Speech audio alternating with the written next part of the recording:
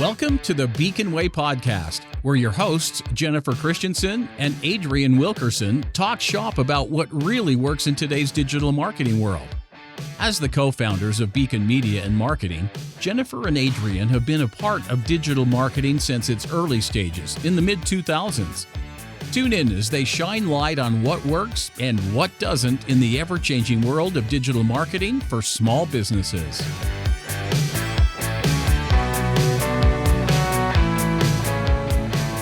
Welcome back to the Beacon Way podcast. This is Jennifer Christensen, one of your hosts, and really excited today to welcome Steve Turney, somebody that I have known for, I want to say 4 or 5 years now, had the pleasure to meet. He's the executive director of the Mental Health Marketing Conference, and that is how we intersected, like I said, a few years ago. And we have just some great things to talk about today of one, how that all started, where it is today, and just this journey of scaling and growth that we've been talking about. How do you get from point A to what we call an overnight success many years later? What's that journey look like? And then lastly, Steve's going to share with us a little bit about how hospitality intersects with this event, or I guess events in general. Is that right, Steve?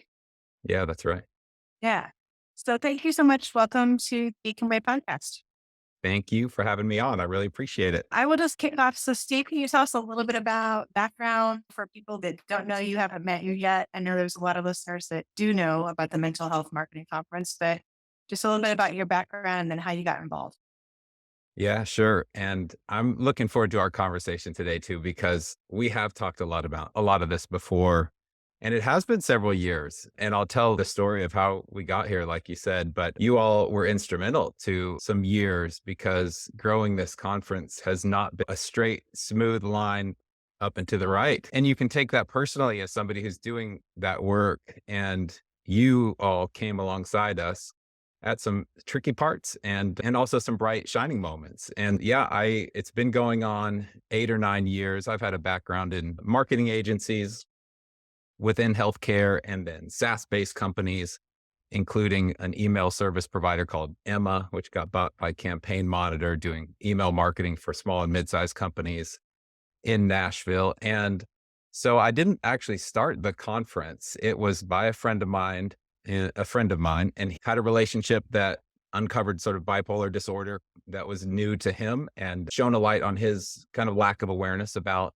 that kind of mental illness. And he walked with that person for a while through that relationship, and they got help for her. And then the very next relationship, there was a schizophrenic break. And so again, it just caught him on his heels and opened his eyes a little bit more. So Nashville is a wonderful town and it's a community that rallies together. So he came to the Nashville healthcare community and said, I want to have a conversation about this. And it wasn't intended to be the first annual conference of 10 conferences in his mind, but he worked on it. And 2 weeks before the first conference was supposed to happen, there were like maybe 15 people signed up, and they were all his friends and family and his wife. And he thought he had just failed. But in the Nashville way, the last 2 weeks, everybody rose up and he attracted more than 100 people to this conversation and brought in some great speakers. Yeah. So it almost didn't happen. And to your point about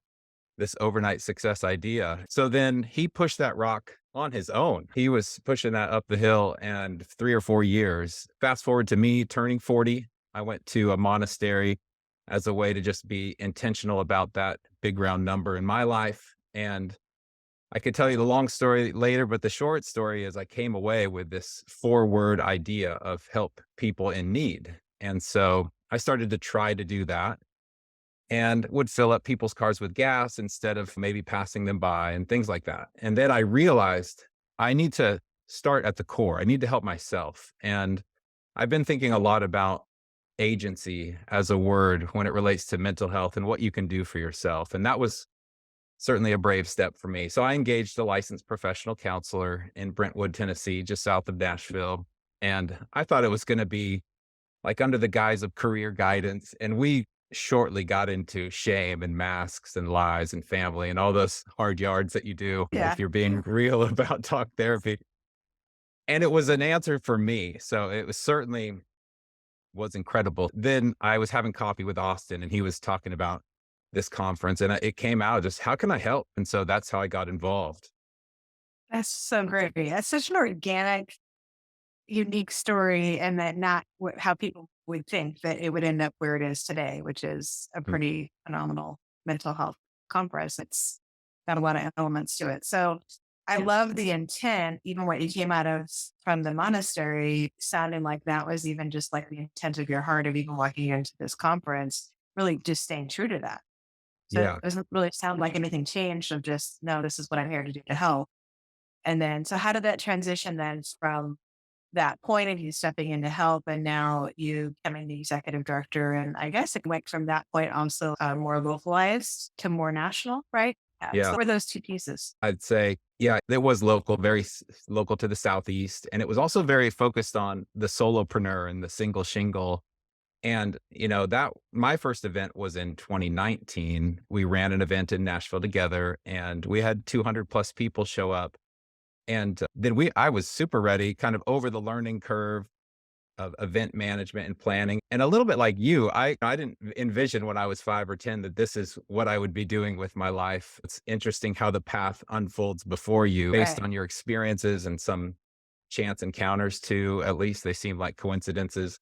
So 2020, we were ready to go. COVID hits and we pivot virtual. And Beacon was one of those companies that stood by our side and allowed us to have the revenue through sponsorship to be able to run a virtual streamed event. And can't tell you how far that took us in terms of being able to continue the event. That was a real success in some ways. And then 2021 comes and we're trying to figure out a hybrid event, trying to keep it current with where things need to go. And Austin and I have a heart to heart. And he basically says, I've always told you this has never been my lifelong dream. And he's a world-class board game developer and community builder. So he's on to do that. So we postponed 2021, which was really hard. It was sad. And then we rebuilt it in 2022 and it was bigger and better than ever. So we had 200 people in person plus 100 people virtually come and attend. And the speakers were just phenomenal. If you look at the line over time, it's like a zigzaggy Right. up and down. But if things regress to the mean, you do smooth it out a little bit and you look long-term horizon, like a low preference for time, like way out, then it Right. just smooths out into a straight line. And I'd say in addition to the solopreneur transition, now with especially the last 2 or 3 years, the private equity kind of frothiness and the technology and innovation changes, and then health systems are awakening or have been awakening to this realization that we've left mental health out in the silo. Sort of the last bastion of biocare happens to be maybe the most critical. And so that's being folded in. Multi-site is bigger and more interesting than ever, I think. And you all have great experience with that. So I just describe it as I'm seeing the trends, and those trends are technology, the economics, and the societal changes. And that is a giant wave. And I'm just trying to paddle the surfboard and stay standing and not get swallowed up by it. I love that. There's so much happening in the world right now. It's almost like, which wave do you take? Like, how do you, yeah, I think standing is a big thing from that. Congratulations, I think, on one, staying true to, I think, what that original intent was. I think that's one of the things when I was talking to people this last year at a conference, and I was so bummed that we came in late, had to leave early, and I don't even feel like we got the full picture. But what we did get was just this general sense of there was a purity to intent. And you don't always feel that in conferences. Sometimes you just feel like, okay, this was just made to make money or just made to kind of feel that throughout the way that the rhythm of the whole event goes. And in the conversations with people, there was just this, we're here because we care about what we do. We're here because we want to make a difference. We're here because we want to learn and we want to grow. And there was very much an exchange of information instead of people holding back. And I found that both Adrian and I were just like, that's something we want to be a part of. Even if we never get any business from that, that maybe isn't the most important thing. We're part of something. We're part of a group of people. We're connecting with people that we all align with, that we connect with. So I think that it's just cool that I could feel and see that intent continued, right? It didn't get lost. Oh, So I congrats. love that. I just love that. It's Yeah. true. That's very true. We give, it's not connected to a big corporation or a sales funnel. Not that's a bad thing. It's just we've rolled in everything we've grown, we've rolled back into the experience. And I did realize, especially last year, being the sort of head bottle washer as Austin stepped out and he still Right. co-hosted, but otherwise it was operationally in sales on my shoulders. And I did step into an opportunity to make sure that I was setting the tone. And Yeah. that happens actually from the bottom up for me. So the night before we're prepping the venue, I'm mopping the floors. And we have other volunteers who can do that. But I think it just sets the tone that this is important, beautiful work for the amazing sound and video people who are supporting me that are way smarter than me in their areas, just to say, this is what it's about. It's about washing the floors for other people to come in and do their thing. And so in different ways, I think that leaks out somehow. And while it grows, that's the critical thing is how do we continue to have the strong enough scaffolding, I would say, the right ideas and the big enough foundation to continue that even as we grow, because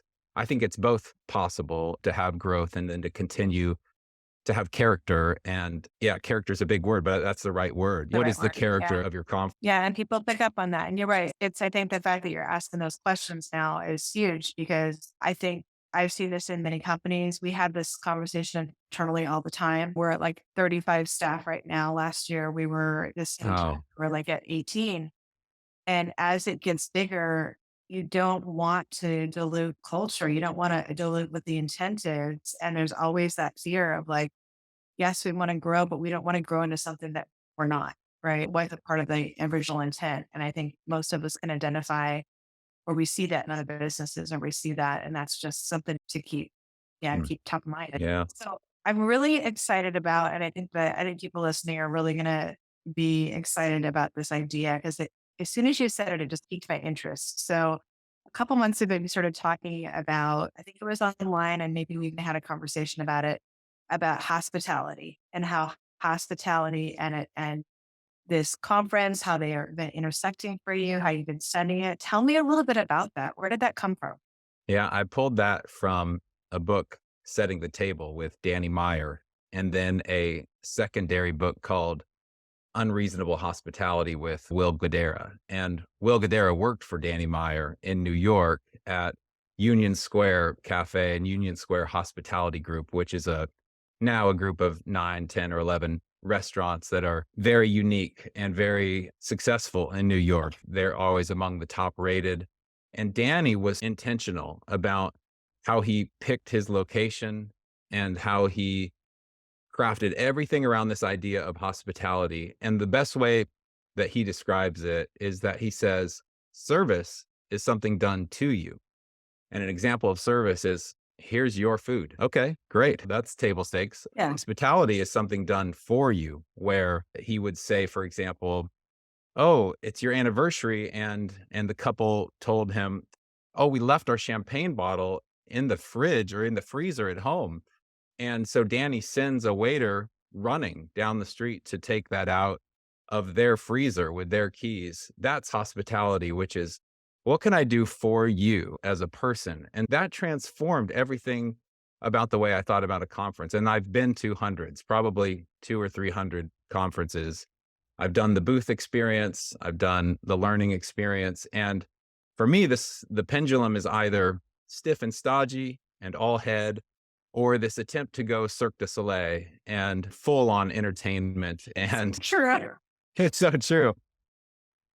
And yeah, I'm not going to point out any names, but I was like in a trade show floor and I look up and there's a person on a kind of rope trapeze thing. And I was just wondering, how does this, how does this make things better? But for me, as like actually an introvert and somebody who's traveled across the country a lot, when I get to my hotel room, I'm tired and I'm a little bit anxious. And this year we're going to have PIM, which does science-backed mood shoes. They're going to donate some product. It's Olivia June and Zach Williams' company, which Zach is Robin Williams' son. And they're going to donate these mood shoes that are going to be on the pillows at the hotel. And so instead of chocolates, you get a little note that says, hey, did you just come off an airplane flight? I bet you're a little worn out. Here's a chew for that. And then you're anxious to go to the opening reception. Here's a chew for that. And they're all legal. They're all good. And So it's that type of touch I love that that. we're going for. Yeah, I love that. You're intentional, like thinking through. This must be why you and I just connect with each other so much because this is the kind of stuff I love. I love that extra step of thinking through what does somebody actually need or feel, not just that surface transactional interaction. That's Mm. wonderful. So are you looking to incorporate that even into the conference then itself beyond that part? Yeah, totally. Yeah. So we'll have some affinity groups for solo travelers. And again, Danny Meyer talks about the solo eater at a restaurant. They're, oh, you're going to be a small ticket and we'll shove you over by the kitchen. And he's like, no, those are oftentimes business travelers. So who knows who they are? It doesn't really matter. But we don't need to create second class citizens in our restaurant. And that's another thing that I've taken to heart. I saw myself stumble into it last year, and this year it's intentional where we get flat pretty quick. There's no sponsors over there and speakers over here and some VIPs there and some regular people over here. It's truly an inclusive melting pot and mixing pot of people. And sometimes that's something that we have to even overcome in like sponsor conversations. They want to know the demographics. And I'm like, I'm happy to tell you the demographics. And also, if all you're talking to are one kind of person, you're basically going to get one type of information. And I believe in diversity. So I believe that strengthens us. And I believe that things that get too smooth, too uniform are typically also fragile. You look at glass, it's so smooth, it's so in formation, and you drop it once and it breaks. But there's things that could be more robust. And I think that's where diversity comes in, and lumps and even a little bit of healthy tension. As long as we're soft on the person and hard on the problem, I think we can really get into it. So that's why we've invited the tech and innovation conversation in with AI that you're going to be speaking to. And we're going to have the director of behavioral health from Oracle Health come in. He's going to talk, and some others, because therapists specifically, it comes down to incentives is what I'm always watching. I'm always watching incentives, and therapists have an incentive structure around the 50-minute session. And it's so important. I've lived that and I know it's so important. And then at the same time, we're talking what's the spectrum of acuity and what's the spectrum of technology comfort with clients, patients, and how can we meet everybody where they are through scale and the right human interaction at the same time while we're not doing harm, which is certainly something we need to get better at and moving forward. Again, just to invite all those voices in, I Yeah. think is the right move. Yeah. I love that. That was one of the things that really stuck out last year again, too, was that even having Austin speak on TikTok, or Yeah. you had a wide variety of things, which I feel like not everybody agreed with, aligned with, was interested in Yeah. on some level, or maybe they have preconceived notions. But it was still incredibly good information to all come together and then maybe at least take a minute to reassess. Maybe at least go, okay, why do I think that? Having those deeper conversations and diversity, you're not going to get that if it's the same people. The same people saying the same things. We're just an echo chamber. That's Yeah. obviously not what you're looking to do. No, yeah, I actually am really comfortable if half the people are leaning forward in a room and half the people are leaning back, because it means, okay, we're talking about something important or divisive, and that's okay with me. I do want to provide enough content. And part of that was a forced function of the room last year. We hedged our bet coming out of 2021, and we did what we needed to do. And it was just, thankfully, it just worked out really well. This year, the venue it can hold 3 times as many people. There are Great. breakout rooms. And what we're going to do along the lines of what you're talking about is we are still going to have the TED Talks and the panels, and we have 2 main stages now instead of 1. And then as we trickle down into the event, I think what people are wanting these days are micro moments, and they want deep conversation with people. It's less of a one-way street. The same way that we see corporate life general being less of a sort of a top-down hierarchy. There's fractionalization going on. So we're embracing that with fractional work groups and providing a lot of the content in advance that people can get before they even come to the event, so that then we can launch into a design of the 3 days. So the first design is intention, which means what do you want here? yourself, because there's lots of paths to the top of that mountain. Who do you want to meet? What do you want to learn? And what's that going to take? And that's going to be led by some licensed professionals, actually. And Yes. then we have also some great presentations. Day one, we roll into an opening reception that night, which we've never taken advantage of before, the opportunity to build Yeah. relationships. Then Tuesday is about, yes, information. Like, we've got great speakers. It's an information download. Get comfy, take your notes. And then day three is infusion. So let's go ahead and take that information that we've learned and these goals that we set, and then let's activate it. Instead of going back to your office and saying, oh, in 2 weeks, I'll do a debrief with my staff, we say, no, actually today, I know the friends that I'm going to go join their podcast. They're going to join my podcast. We're going to keep talking, and we're going to provide more space this year for that to happen. So there are longer time frames and circle groups and things that are going to help us do that. That is awesome. Now I'm really excited. So for people who haven't been before, maybe they're just hearing about this conference, the mental health marketing conference, and they're trying to decide, is this something I should invest in? Does this apply to me? Can you give a little bit of who this might really benefit to actually attend, who you're seeing, the feedback that you got, and people that said this was really impactful for them? And maybe just hopefully some people will hear this and say, yeah, I want to take the time to go. Yeah, absolutely. I'd encourage people to maybe find somebody who's attended. We got a 95% approval rating last year, either good, very good, or excellent. And 85% was very good or excellent. We've learned from how to do a hybrid event. So we're going to be more inclusive of the virtual attendees this year and more on point with the timing of sessions, which is where we got knocks. So I'm always happy for those nuggets. I want to eat those Right. up first to smooth out the potholes. I think the value is for three people. It's for the marketing person, it's for the executive director or CEO of a behavioral health organization, and it's also for the clinician or provider, especially those that are maybe wearing two hats as a solopreneur person. And there again, speaking to the trend, what it used to be 5 years ago is very different from today. So this year, we have a specific multi-site focus and deep dive into marketing strategies at the same time as we're doing digital marketing panel for the solopreneur and the small Oh, that's individual. great. So that's us listening to who's here and why.